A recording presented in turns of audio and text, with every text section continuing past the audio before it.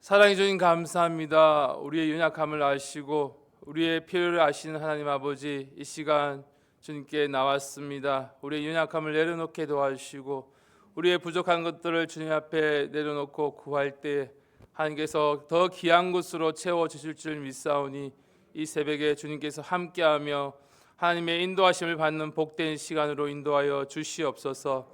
감사드리며 예수님 이름으로 기도드렸습니다. 아멘. 다 같이 사도신경 하시겠습니다.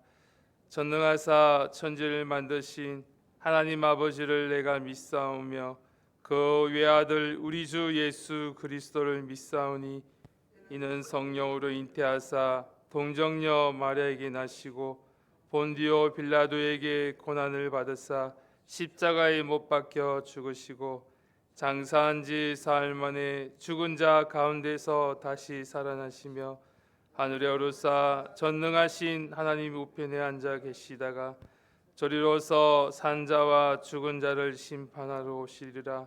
성령을 믿사오며 거룩한 공회와 성도가 서로 교통하는 것과 죄를 사하여 주시는 것과 몸이 다시 사는 것과 영원히 사는 것을 믿사옵나이다. 아멘. 오늘 함께 나눌 말씀은 열왕기 하 4장 1절에서 7절까지 말씀입니다.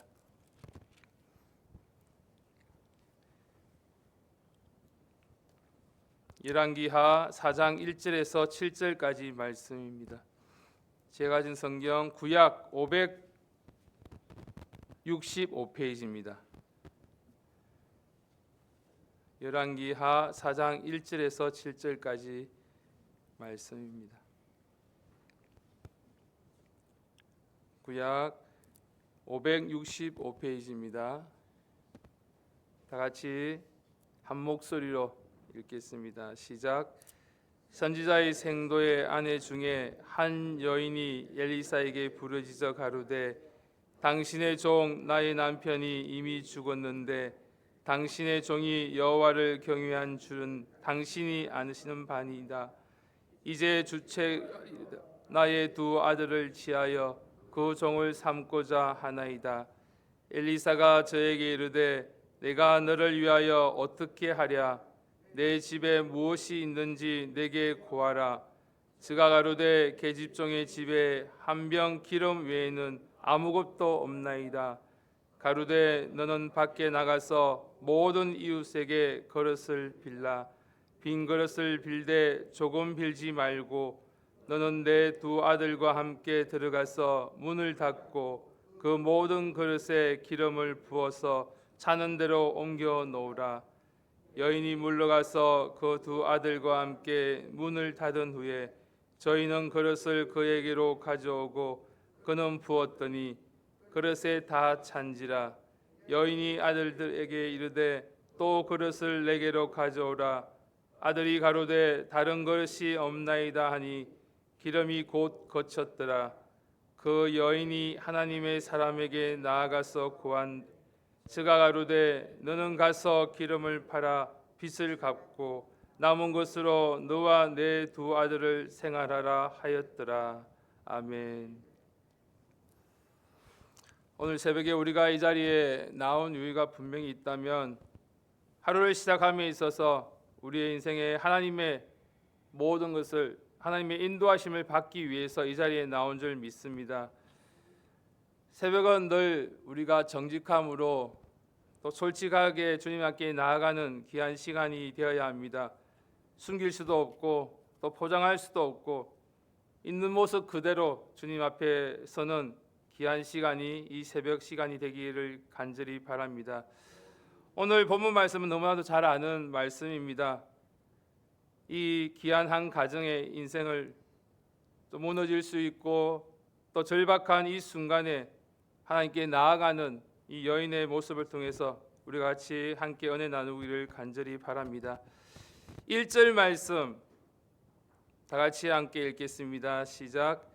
선지자의 생도의 아내 중에 한 여인이 엘리사에게 부르짖어 가로되 당신의 종 나의 남편이 이미 죽었는데 당신의 종이 여호와를 경외한 줄은 당신이 아시는 바니이다. 이제 체주가 이르러 나의 두 아이를 취하여 그 종을 삼고자 하나이다. 아멘. 이 여인의 이름도 또 신분도 나오지 않습니다. 분명하지 않습니다. 강조하고 있지도 않습니다. 그러나 이 한 문장 안에 삶의 무게가 이 한 구절 안에 고스란히 담겨져 있습니다. 1절에 보면 당신의 종 나의 남편이 이미 죽었는데 이제 체주가 이르러 나의 두 아들을 취하여 그 종을 삼고자 하나이다. 남편은 이미 죽었습니다. 그 남편은 여호와를 경외하던 사람이었습니다. 하나님의 일을 하던 사람이었습니다. 그런데 그 가정에 지금 빚 때문에 무너질 위기에 놓여져 있습니다. 우리가 여기서 먼저 살펴보기를 원합니다. 신앙이 있다고 해서 현실에 위기가 오지 않는 것은 아닙니다. 경건한 가정이라고 해서 우리에게 삶의 압박이 비켜가지도 않습니다. 우리 가정에 문제들이 분명히 있습니다. 성경은 우리를 위로하려고 현실을 묘하기 위해서 말씀하고 있지는 않습니다. 오히려 아주 정직하게 오늘 본문을 통해서 우리에게 말씀하고 있습니다. 하나님을 경외하던 사람도, 하나님을 경외하는 가정도 때로는 감당하기 어려운 상황 앞에 설 수 있다는 것입니다. 그런데 중요한 것은 이 위기가 찾아왔을 때 그 위기 속에서 우리가 어디로 가느냐, 무엇을 붙드느냐가 문제인 것입니다. 이 여인은 사람을 찾아가지 않습니다. 불평의 자리로 나아가지도 않습니다. 또 체념 속에서 주저앉아 탄식하지도 않았습니다. 이 여인은 하나님의 종 엘리사에게 찾아갔습니다. 하나님의 사람 앞에 나아갔던 것입니다. 이것이 믿음의 출발입니다. 우리가 문제가 생기면 또 여러 가지 어려움들이 있으면 사람을 의지하고 원망하고 불평하고 그런 자리에 나가는 것이 아니라 문제를 붙들고 하나님께 나아가는 저와 여러분들의 모습이 되기를 간절히 바랍니다. 이것이 바로 믿음인 것입니다. 엘리사는 이 여인에게 묻습니다. 2절에 보면 엘리사가 내가 너를 위하여 어떻게 하랴? 내 집에 무엇이 있는지 내게 구하라. 이 질문은 우리에게 매우 중요합니다. 엘리사는 빚이 얼마나 되느냐, 상황이 얼마나 심각하느냐 묻는 것이 아니라 내 집에 무엇이 있느냐고 묻고 있습니다. 우리는 하나님 앞에서 늘 이렇게 말합니다. 나는 늘 부족합니다. 나에게는 돈도 없습니다. 더 이상 남은 것이 없습니다. 부족한 것들을 말하지만 그러나 하나님은 없는 것을 세지 않으십니다. 있는 것이 무엇인지 보시고 찾으시는 것입니다.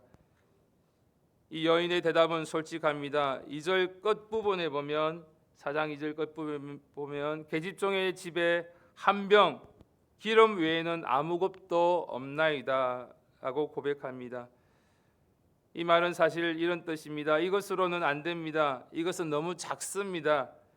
이걸로는 해결할 방법이 안 됩니다. 그러나 하나님은 그 자금을 문제 삼지 않으시고 그 부족함을 생각지 않으시고 하나님이 보시는 것은 하나인 것입니다. 그 작은 것을 통해서 하나님께서 귀한 것을 더 채워주시는 은혜를 우리에게 보여주십니다. 그 작은 것을 하나님의 손에 맡길 수 있느냐 없느냐가 오늘 우리가 나아가야 될 방향인 것입니다. 그 작은 것을 하나님께 맡길 수 있는 믿음이 저와 여러분들 안에 있기를 간절히 바랍니다. 엘리사가 말합니다. 3절 말씀 다 같이 함께 읽겠습니다. 시작. 가로되 너는 밖에 나가서 모든 이웃에게 그릇을 빌라. 빈 그릇을 빌되 조금 빌지 말고. 아멘. 이 명령을 보면 우리가 상식적으로 생각하면 이해하기 어렵습니다. 기름이 없는데 그릇을 빌려오라고 합니다. 사람들에게 설명하기도 쉽지 않는 그런 현상이지만, 그러나 믿음은 이렇게 이해할 수 없는 이 상황 속에서 하나님의 말씀에 또 엘리사의 말에 순종하며 나아가는 것은 바로 믿음인 것입니다. 이해가 끝난 뒤에 움직이는 것이 아니라 말씀을 들었기 때문에 우리가 움직이고 순종하는 것입니다. 그것이 믿음입니다. 엘리사는 바로 4절에 너는 내 두 아들과 함께 들어가서 문을 닫고 그 모든 그릇에 기름을 부어서 차는 대로 옮겨 놓으라. 문을 닫습니다. 사람들의 시선을 닫고 사람들의 말을 듣지 아니하고 하나님 앞에 집중하는 모습입니다. 그리고 기름을 붓습니다. 인간적으로는, 상식적으로는 말이 되지 않은 그러한 상황 가운데서도 순종하는 행동입니다. 그러나 순종은 늘 상식을 뛰어넘어야 합니다. 그럴 때 하나님께서 역사하시는 것입니다. 오늘 본문 말씀 5절 말씀을 다 같이 함께 읽겠습니다. 시작. 여인이 물러가서 그 두 아들과 함께 문을 닫은 후에 저희가 그릇을 그에게로 가져오고 그는 부었더니, 아멘. 그릇에 부었더니 어떻게 됩니까? 6절에 보면 그릇에 다 찬지라. 하나님 말씀에 순종하여 빈 그릇에 기름을 부었더니 기름이 흐르고 넘쳐납니다. 멈추지 않습니다. 그릇이 차도록 부어집니다. 그리고 마지막으로 결정적인 장면이 6절 말씀입니다. 6절에 보면 여인이 아들에게 이르되 또 그릇을 내게로 가져오라. 아들이 가로되 다른 그릇이 없나이다 하니 기름이 곧 거치더라. 여기서 우리는 분명히 알 수 있습니다. 기름이 멈춘 이유는 하나님의 능력이 부족해서가 아닙니다. 기름이 떨어져서도 아닙니다. 그릇이 없었기 때문에 멈추었던 것입니다. 하나님의 공급은 언제나 충분하십니다. 우리에게 풍성하게 채워주십니다. 문제는 바로 하나입니다. 우리가 준비한 그릇의 크기입니다. 준비한 그릇이 없기 때문에 더 채울 수 없다는 것입니다.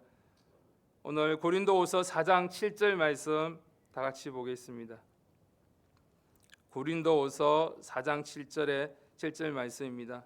신약 289페이지입니다. 고린도후서 4장 7절 말씀입니다. 신약 성경 289페이지입니다. 다 같이 한 목소리 읽겠습니다. 시작. 이 보배를 질그릇에 가졌으니 이는 능력의 힘이 큰 것이 하나님께 있고 우리에게 있지 아니함을 알게 하려 함이라. 아멘. 우리를 질그릇이라고 말합니다. 질그릇은 값비싼 그릇이 아닙니다. 쉽게 금이 가고 쉽게 깨질 수 있는 그릇입니다. 하나님은 완벽한 그릇을 찾지 않으십니다. 강한 그릇을 요구하지도 않으십니다. 하나님이 찾으시는 것은 비워진 그릇입니다. 능력은 그릇에 있지 않습니다. 능력은 오직 하나님께 있습니다. 그릇은 그저 담는 자리입니다. 열왕기하 4장 오늘 읽었던 말씀에 있는 것처럼 기름이 계속 흘러 넘친 이유는 과부의 능력이 아니라 하나님의 공급에 있기 때문입니다. 기름이 멈춘 이유도 하나님의 은혜가 끝났어가 아니라 그릇이 더 이상 준비되지 않았기 때문입니다. 이 말씀은 오늘 우리에게 분명하게 말씀하고 있습니다. 너는 무엇을 준비하였느냐? 오늘 우리의 삶에서 빈 그릇이 무엇이 있습니까? 기도의 그릇은 준비되어져 있습니까? 말씀을 담을 그릇은 비워져 있습니까? 순종의 그릇은 꺼내 놓았습니까? 또 회개의 그릇은 얼마나 열려져 있습니까? 하나님은 그릇이 있는 만큼 채워주십니다. 마지막으로 엘리사가 말합니다. 너는 가서 기름을 팔아 빚을 갚고 남은 것으로 너와 두 아들이 생활하라. 하나님은 빚만 갚게 하신 분이 아니십니다. 그 위에 삶을 살아가게 하십니다. 하나님은 언제나 최악을 막는 수준에서 멈추지 않으시고 남은 것으로 살아갈 길을 우리에게 열어주시는 귀한 분이십니다. 오늘 이 새벽에 우리에게도 각자의 빚, 여러 가지 문제, 어려운 상황들이 분명히 있을 줄 압니다. 여전히 해결되지 않는 우리의 현실 앞에서 끝이 보이지 않는 그러한 상황 속에서도 하나님은 오늘도 저와 여러분들에게 묻고 있습니다. 내 집에 무엇이 있느냐? 그리고 말씀하십니다. 빈 그릇을 조금 빌리지 말라. 이 새벽에 다시 그릇을 내어놓는 시간이 되기를 바랍니다. 우리는 질그릇입니다. 약하고 흔들리고 검이 잘 갈 수 있는 질그릇이지만 오늘 하나님께서 보배로 만들어 주실 줄 믿습니다. 보배는 그릇이 아니라 그 안에 담기시는, 그 안에 담을 수 있는 하나님이 계시기에, 하나님이 계시다면 그 그릇은 보배가 되는 것입니다. 능력은 하나님께 있습니다. 오늘 하나님은 오늘도 우리에게 부어주실 준비를 하고 계십니다. 우리가 여러 가지 부족한 것들, 어려운 것들, 문제들이 있는 것들을 우리가 채울 수 있는 그릇을 준비할 수 있는 오늘 복된 하루가 되기를 간절히 바랍니다. 준비된 그릇만큼 하나님께서 부어주시고 채워주실 줄 믿습니다. 차고 넘치는 하나님의 은혜 가운데 귀한 성리의 삶을 사는 복된 하루가 되시기를 간절히 바랍니다. 다 같이 기도드리겠습니다. 하나님 아버지, 우리의 그릇을 준비하게 도와주시고 준비된 것만큼 하나님께서 채워 부어주실 줄 믿사오니 차고 넘치는 은혜를 허락하여 주시옵소서. 그 은혜를 오늘 하루의 삶을 통해서 경험하며 누릴 수 있는 복된 하루가 되게 도우시고 인도하여 주시옵소서. 이 시간 각자의 모습을 돌아보시고 우리의 연약한 부족한 것들이 있습니다. 문제들 가운데 있습니다. 하나님께서 채워주셔야지만이, 하나님께서 부어주셔야지만이 이 문제들이 해결될 줄 믿사오니 하나님께서 도와달라고, 인도해달라고, 채워달라고 이 시간 주여 삼청하시고 간절히 기도드리겠습니다. 주여, 주여, 주여.